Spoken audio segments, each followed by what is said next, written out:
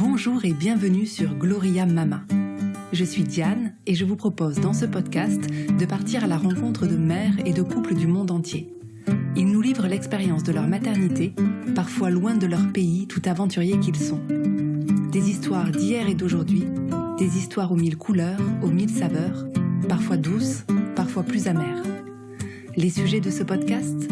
Le désir d'enfant, les fausses couches, la grossesse, l'accouchement, l'allaitement, le retour de couche, la PMA, la GPA et bien d'autres encore vécus de par le monde.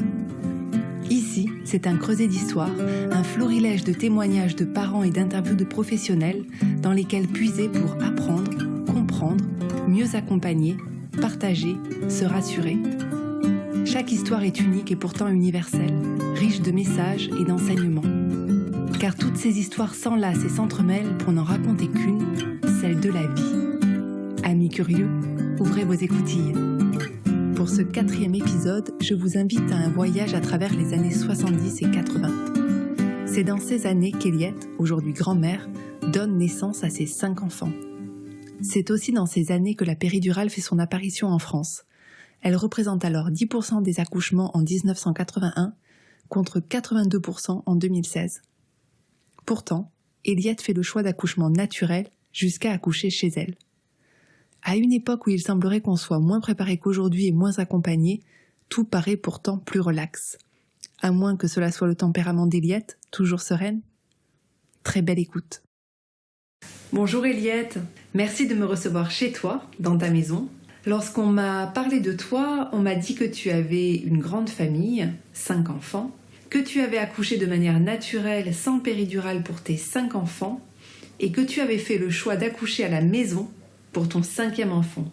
Alors j'avoue que ça a éveillé ma curiosité, j'ai été intriguée et j'ai voulu en savoir plus et comprendre quel cheminement tu avais eu pour souhaiter accoucher à la maison de ton 5e enfant.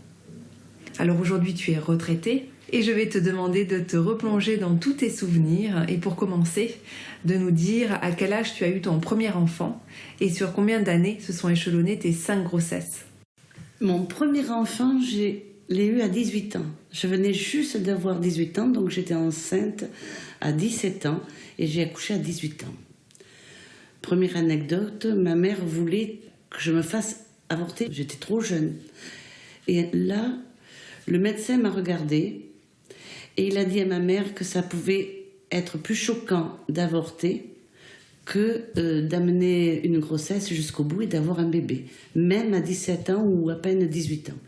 Je remercierai jamais assez cet homme, parce que quand j'ai su que j'étais enceinte, j'étais la gamine la plus heureuse du monde. C'est un enfant qui est né par accident, c'est-à-dire par méconnaissance du fonctionnement. Donc tu as vécu ta grossesse de manière sereine et épanouie, malgré au début les réticences peut-être de ta famille. Après ça s'est atténué. Oui, les réticences se sont atténuées et j'ai eu une grossesse facile. J'aimais beaucoup être enceinte. Savoir qu'on a la vie en soi, je trouve que c'est un cadeau du ciel, moi. Comment s'est passé ton premier accouchement ? Est-ce qu'à cette époque-là, il y avait un accompagnement des femmes enceintes ? Alors, c'est la sage-femme qui m'a fait naître, qui m'a accompagnée pendant la grossesse d'Éric. C'était en 1974. Elle n'avait même pas de stéto, il n'y avait pas de monitoring. Elle avait encore un genre de stéto en bois qu'elle plaçait sur le ventre pour écouter le cœur du bébé. C'est dire si c'est archaïque comme système. Je suis allée à l'accouchement sans trop savoir comment ça se passait non plus. Donc quand tu voyais ta sage-femme, elle vérifiait que ça se passait bien, que le cœur du bébé battait, point mais barre. il n'y avait pas de préparation, de cours à l'accouchement comme il peut y avoir aujourd'hui. Est-ce que du coup tu t'es renseignée auprès d'amis qui avaient déjà accouché, auprès de ta mère peut-être, de ta sœur, non ? Non. Je ne voulais pas savoir et je me disais que toutes ces femmes qui avaient eu des bébés que je voyais sourire dans la rue, ça voulait dire que ce n'était pas si dramatique que ça. Je suis allée dans une clinique sur le bassin d'Arcachon. Ça a duré toute la journée. Eric est né vers minuit moins 10. Et comment tu as vécu cet accouchement? Est-ce que tu avais peur sur le moment, puisque tu ne savais pas trop comment ça allait se passer? Non, non. Ce que me disait cette sage-femme, elle disait, c'est le mal joli, quand c'est fini, on en rit. Et je savais qu'au bout, il y avait un bébé. J'ai pas souvenir de l'avoir vécu, peut-être un peu inquiète au départ, mais une fois qu'on est, entre guillemets, dans le feu de l'action, on pense au bébé qui arrive et peu importe. Est-ce qu'il y avait à cette époque-là des péridurales déjà pour soulager la douleur? Je crois que c'était les balbutiements de la péridurale. Alors je vais dire pourquoi.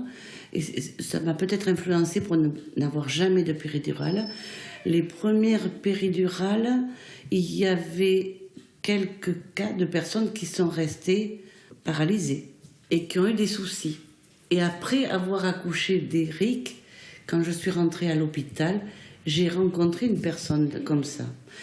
Est-ce que ça m'a refroidi? Je ne sais pas. Ça a dû avoir une influence, même inconsciente, mais ça a eu une influence. Mais je ne trouvais pas que c'était des douleurs qui sont très fortes, qui font mal. Mais après, c'est vrai que c'est vraiment le mal joli. Et pendant donc ton accouchement, le rôle de ta sage-femme, comment tu t'es sentie vis-à-vis d'elle? Tu étais en confiance?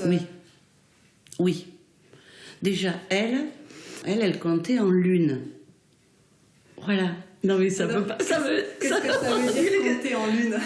Bien, c'est-à-dire qu'elle regardait la lune la plus forte qui était au moment de la dite conception de l'enfant, et elle me disait, tu vas accoucher à telle date. Elle ne s'est pas trompée sur la date. Tu as accouché sur le dos, du coup, comme on... Voilà, sur le dos, voilà. Je trouve que ces pieds dans les étriers, c'est pas la joie, parce qu'on peut pas pousser comme il faut. Ça coupe le travail du corps. Ça, je m'en suis rendu compte à la cinquième enfant. Si on passe à ta deuxième grossesse, tu es tombée enceinte rapidement après? Oui, 3 ans après. Entre-temps, j'ai fait une fausse couche, mais je ne sais pas pourquoi. Quand tu as fait ta fausse couche, tu étais surprise? Tu savais que ça pouvait arriver? Oui, mais j'ai pas compris pourquoi. J'ai pas compris pourquoi, mais j'étais déçue. Déçue. Et c'était une fausse couche qu'on dit précoce dans les 3 premiers mois? Oui, tout à fait. J'ai dû la faire à 8 ou 10 semaines. J'avais été arrêtée 8 jours à cause des saignements. Et en fin de compte, je m'étais fait horriblement, on va dire, houspiller par la DRH. De t'être arrêtée? Oui. Et elle savait le sujet? Oui, mais elle a dit qu'une fausse couche, c'était pas une maladie. Il y a le contre-coup psychologique, parce qu'il y a une déception, et puis il y a une fatigue quand même. J'étais un peu perdue après cette fausse couche. Et t'as pas parlé à un médecin? Non. Ni à ton entourage? Non. Tu l'as gardé en fait pour toi? Oui, mais si mon entourage le savait. Je savais que j'avais fait une fausse couche, point. C'est tout. Après, tu es tombée enceinte de ton deuxième enfant. De Vincent. Comment tu as vécu cette grossesse? Est-ce que les 3 premiers mois, tu avais peur de perdre ton bébé du fait de ta première fausse couche? Non. Sereine? Oui. Je voulais un bébé. Oui. Et là aussi, c'était ma première sage-femme qui m'a suivie. Donc, même suivie? Même suivie. De temps en temps, j'allais à la clinique parce qu'elle était sur le point de prendre la retraite. Donc, elle m'a suivie pendant la grossesse. Et donc, deuxième accouchement. Facile. Toujours avec cette dame, du coup, qui... Oui. Donc ça, c'est génial parce qu'elle te suivait et tu as accouché avec elle. Oui. Parce que c'est pas forcément le cas toujours, oui, c'est vrai. Et là, accouchement plus rapide. Moi, je me rappelle, j'avais même pas préparé les valises. Je l'ai préparé entre 2 contractions. Vincent est né à 4h du matin, par là. Facile. Tu avais envie d'avoir une grande famille, j'ai l'impression. Avec le recul, parce que pour moi, 5 enfants, c'est pas une grande famille. Pour moi, une grande famille, c'est 7, 8. Pour moi, 5 enfants, c'est normal. Donc c'est amusant quand on dit grande famille. Ensuite, j'ai eu un 3e enfant, à peu près 3 ans plus. Ils ont à peu près 3 ans d'écart. C'est comme si j'avais un besoin d'être à nouveau maman. Alors là, avec un papa différent. Donc avec ton dernier époux, tu as eu deux enfants. Donc Jean-Philippe, ça a été un autre papa, une autre sage-femme, un autre suivi, une grossesse facile, si ce n'est incommodée, que j'ai été incommodée parce qu'il avait fait très chaud. C'était en 82 et Jean-Philippe est né en juillet. Et le fait de changer de sage-femme, est-ce que c'était quelque chose qui te faisait peur? Non, parce qu'elle était très gentille, sympa même. Elle m'était à l'aise, donc ça va, j'allais accoucher. Hein. Et est-ce qu'il y avait déjà une évolution dans le suivi en comparaison avec ta première sage-femme qui avait énormément d'expérience, j'ai l'impression, mais qui était sur le point de partir à la retraite? Donc là, c'était une sage-femme qui était plus jeune. Plus neuve. J'ai eu là, je savais pas ce que c'était, mais j'ai eu le monitoring. Je crois que j'ai eu une échographie, mais je n'ai pas retrouvé d'échographie de Jean-Philippe. Mais c'était facile. À chaque fois, tu as eu des accouchements faciles. Est-ce qu'elle te préparait à d'autres éventualités, type en cas d'urgence, on vous fera une césarienne? Ou est-ce que c'était pas du tout évoqué? Non, c'était pas évoqué parce que je crois que ma première sage-femme m'avait dit que j'avais un bassin qui était fait pour avoir des enfants.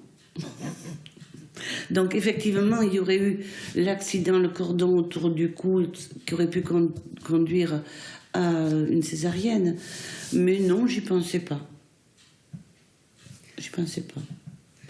Donc, 3e enfant, ensuite, 3 ans après, un 4e bébé. Non. Non. Là, il y a eu un break. Et dans ma vie sentimentale, et dans les bébés. La seule précision que je voudrais apporter, là, c'est que pour les 3 enfants, ce n'était pas la mode de l'allaitement maternel. Donc, Eric et Vincent ont été allaités une 8aine de jours. Mais dès l'instant où je rentrais à la maison, parce qu'à ce moment-là, c'était 8 jours qu'on restait à l'hôpital. Et le 3e enfant, Jean-Philippe, vu qu'il est né l'été, avec les 2 enfants remuants, je me suis dit, c'est pas la peine d'enclencher un allaitement maternel, alors que je sais que je ne vais pas aller loin. Donc ça veut dire que pendant les 8 jours où tu restais à la maternité, parce qu'aujourd'hui on reste quand même beaucoup moins de temps, pour un accouchement normal c'est 3 jours, pendant ces 8 jours, tu avais quand même de l'aide des sages-femmes qui pouvaient t'aider et te montrer comment allaiter un enfant, qui surveillaient ton corps. Mais il y avait un réel accompagnement du coup? En fait, non, c'était pas un réel accompagnement, c'était moi, j'avais dit je voudrais l'allaitement maternel, donc mettez-le au sein, voilà. C'est tout. On ne te montrait pas comment faire, comment positionner le bébé. Et ça fonctionnait? Tu n'as pas eu de difficultés? Ça va? Oui, ça va. D'accord. Non, pas de souci.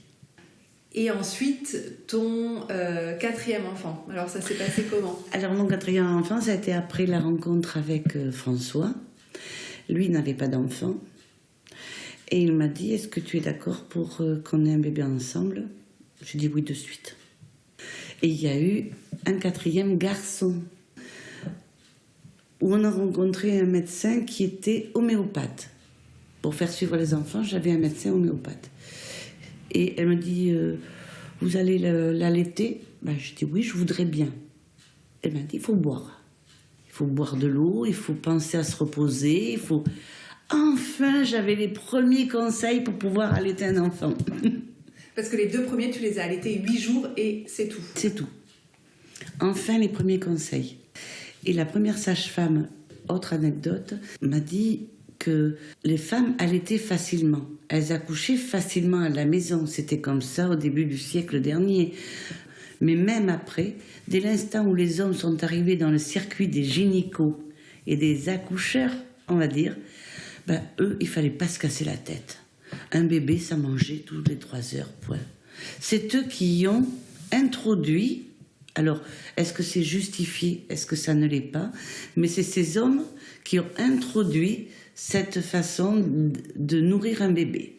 C'est ce que m'avait dit ma première sage femme, et quand j'avais posé la question à la seconde, elle avait souri, Elle m'a dit, elle a peut-être pas tout à fait tort.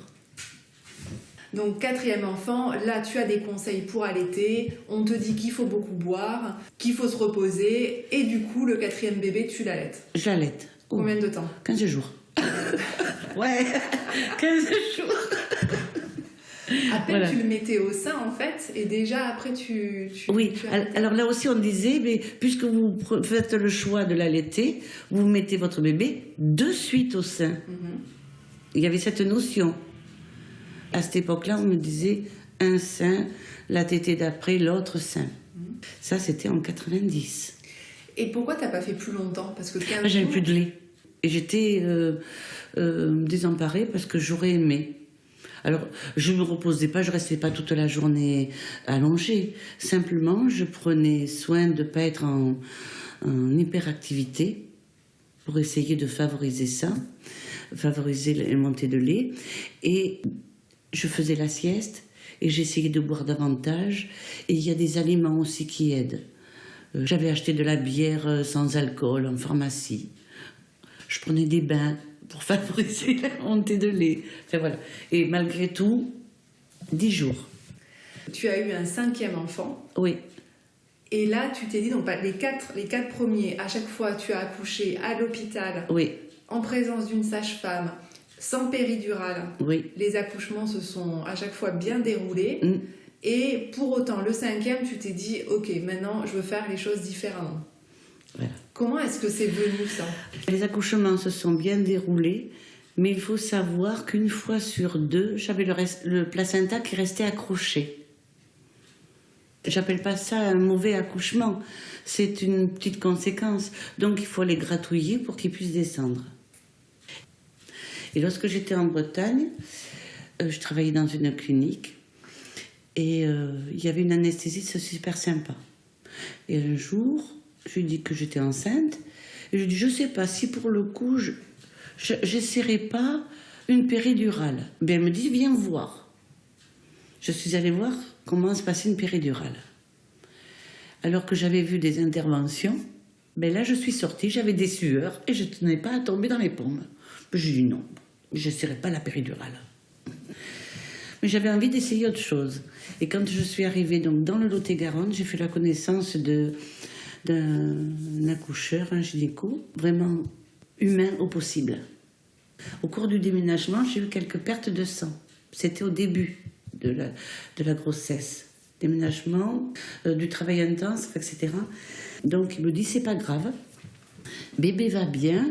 Et je lui ai dit, je vois que vous avez marqué accouchement à domicile. Je lui ai dit, je voudrais bien.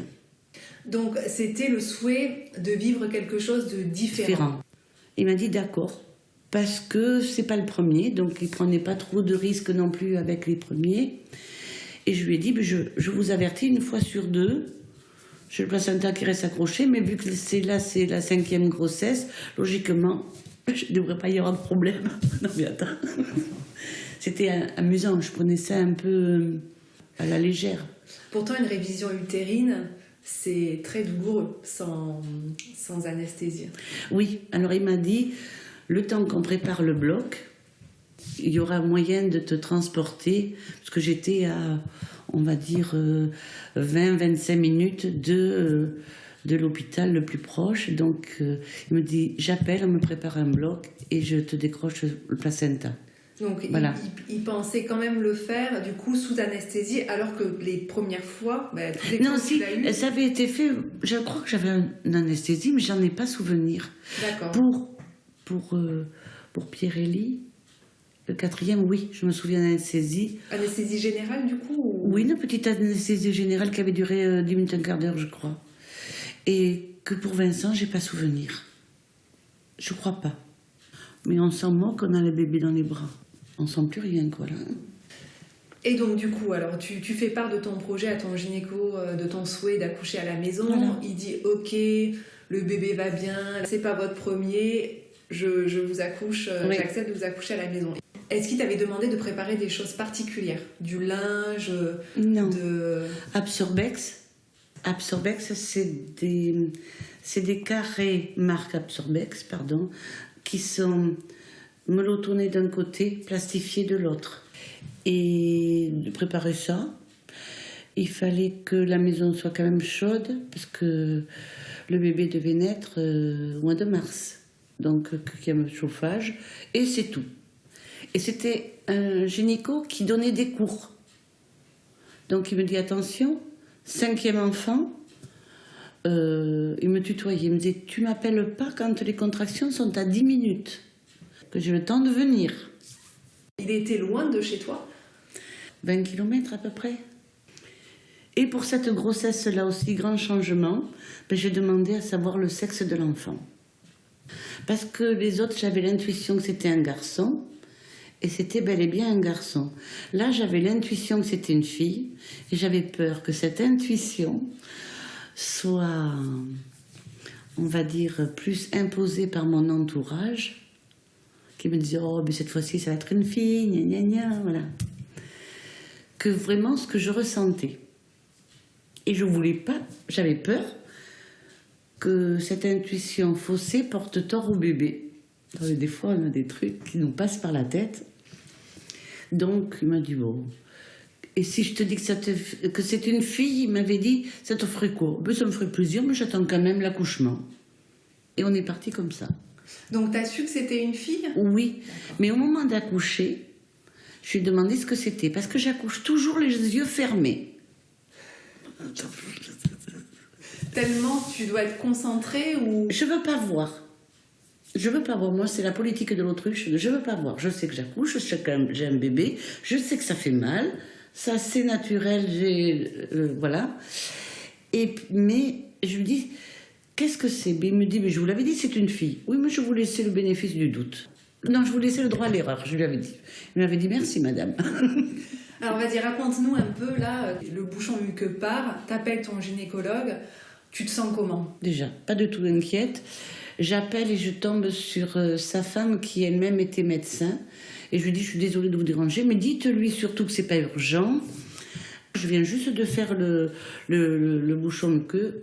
Je le préviens de suite. Il était en train de donner des cours à l'IFC de Bordeaux. Donc, il a dit aux sages-femmes qui étaient à l'école, il leur a dit, je vous avertis, je vous laisse, parce que j'ai une dame qui accouche chez elle et que c'est moi qui l'accouche. Donc, il a tout arrêté et il est venu. Et c'était quelque chose qu'il avait l'habitude de faire? Oui, il en a eu fait. Et plusieurs, oui, il en faisait. Là, on est en quelle année pour ton... 93. C'était quelque chose que les femmes avaient de plus en plus envie de faire? Tu avais cette sensation-là, voilà. Tu avais des amis aussi qui voulaient accoucher de manière... au moins, il y a des personnes qui osaient le faire, qui osaient le demander. C'était là. Donc du coup, là, ton gynécologue arrive chez toi. Oui. Tu es sereine. Oui. Ça va, tu maîtrises la douleur, tu respires. Ah, oui. Au début, les contractions, elles sont espacées. Donc, même quand il est arrivé, j'étais embêtée parce que j'avais l'impression que je le monopolisais et qu'il pouvait être appelé pour quelqu'un d'autre. Non, il m'a dit, c'est ça, c'est bien. Parce que quand il est arrivé, j'avais des contractions toutes les 10 minutes, encore 8 minutes, 10 minutes. Après, le travail s'est précipité. Et donc, tu as accouché où? Dans la chambre? Alors, dans la chambre. Et là où je dis que quand on met les pieds à l'étrier, ça ne permet pas au corps, je me suis installée pour accoucher. Et j'ai posé mes pieds sur les épaules, en fait, du médecin accoucheur. Et j'ai commencé à pousser comme ça. Parce que Annélie était prête à sortir. Et je lui dis non, je ne suis pas bien. Effectivement, sans que je m'en rende compte, en fin de compte, je me suis installée et le bassin, c'est comme s'il se cassait pour permettre au bébé de sortir, je sais pas.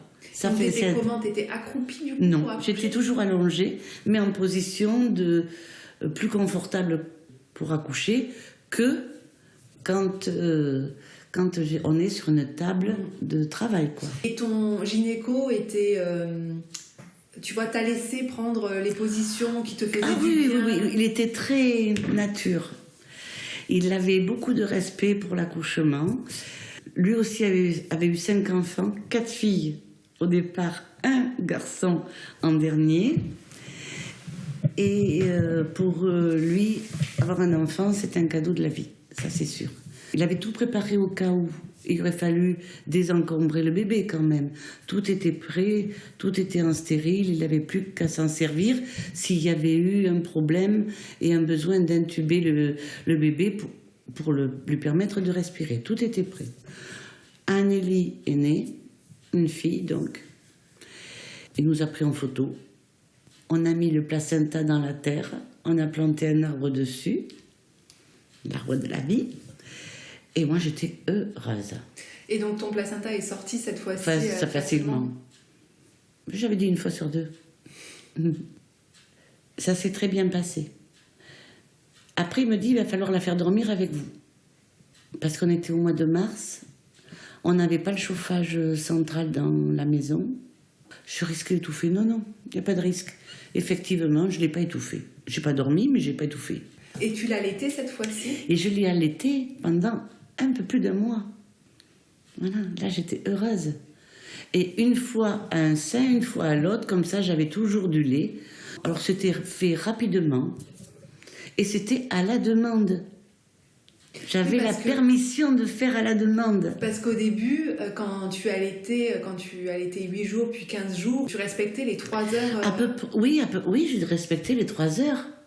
Que le bébé prenne à la demande, c'était pas encore ça. C'était pas encore là. Elle n'a jamais pleuré. Quand elle grognait, c'est parce qu'elle commençait à avoir faim. Donc je préparais. Et puis, hop, je la mettais au sein, elle prenait. Et tu l'as allaité 1 mois, au bout d'1 mois, tu n'avais plus de lait? Oui. Donc j'ai fait du mixte. Ça s'est bien passé. Et puis voilà. Tout à l'heure, tu parlais de ton compagnon. Comment est-ce qu'il a réagi quand tu lui as dit « je veux accoucher à la maison » Est-ce que lui, il était surpris de ce choix, inquiet? Et comment est-ce qu'il t'a accompagné? Alors, le dernier des papas que j'ai rencontré, c'était un papa. En plus d'un compagnon, de Marie, c'était un papa. Donc lui, il était tout à fait d'accord. À chaque fois qu'il y avait une échographie, une visite chez le gynéco à passer, il était avec moi. Et pour Annélie, il m'a dit, c'est moi qui lui donne le premier bain. C'était un papa, on va dire, responsable. Donc, le fait que je veuille accoucher à domicile, il en était heureux. Omniprésent et heureux. Et tes 4 premiers autres accouchements, quelle était la place de l'homme? Est-ce qu'ils étaient en salle de travail avec toi? Ou est-ce que c'était aussi, à cette époque-là, juste pas la place de l'homme? C'était la place de l'homme, quand même. Pour Eric, il y avait le papa. Pour Vincent, il n'y avait pas le papa, il y avait la maman. Il y avait ma maman à moi. Et pour le 3e, il y avait le papa. Et est-ce que ça t'a aidé d'avoir... alors non. Et d'avoir ta maman, ça t'a aidé? Non. Enfin, si j'étais contente, mais je crois qu'elle, ça lui faisait plaisir et moi, ça m'était égal.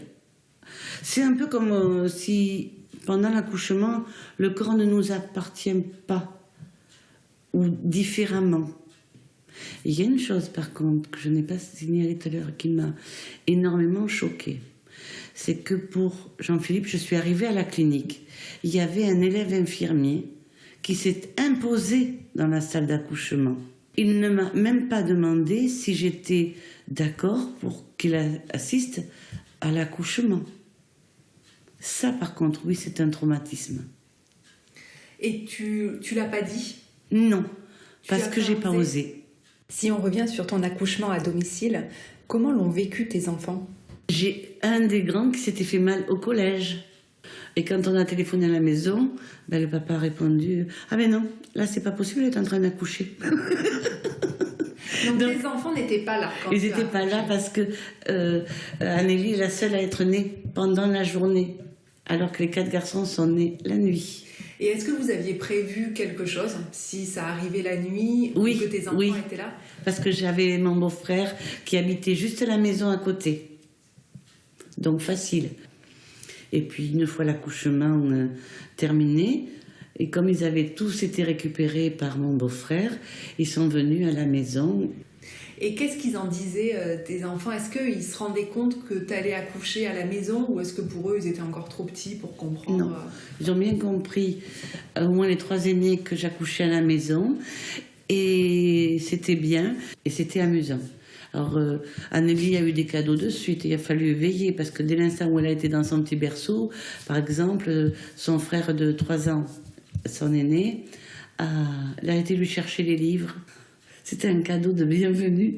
Et c'était amusant parce que c'était un acte spontané. Mais lui, les livres, c'était tout ce qu'il y avait de plus magnifique. Donc, il a été lui chercher des livres qu'il lui a donnés.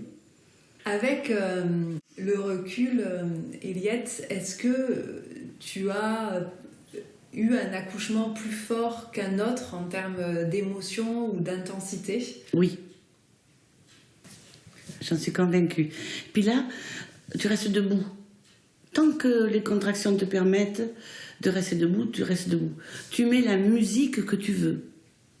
Et tu tournes autour de ta table de salle à manger jusqu'à ce que les contractions trop rapprochées te disent « bon, là, ça va, quoi. C'est pas la peine, là, tu peux plus. » Parce qu'avant, dans tes précédents accouchements, tu pouvais pas marcher plus librement, t'étais allongée. Mais quand on est dans une clinique où déjà on nous branche, pour Pierre-Élie, par exemple, j'avais le monitoring, donc on n'enlève pas le monitoring. Donc tout de suite, dès que t'arrivais, t'avais le monitoring, t'étais allongée, tu pouvais pas... Qu'est-ce que tu as aimé dans le fait d'accoucher à la maison ? Une certaine liberté, j'ai l'impression, de mouvement. Et oui.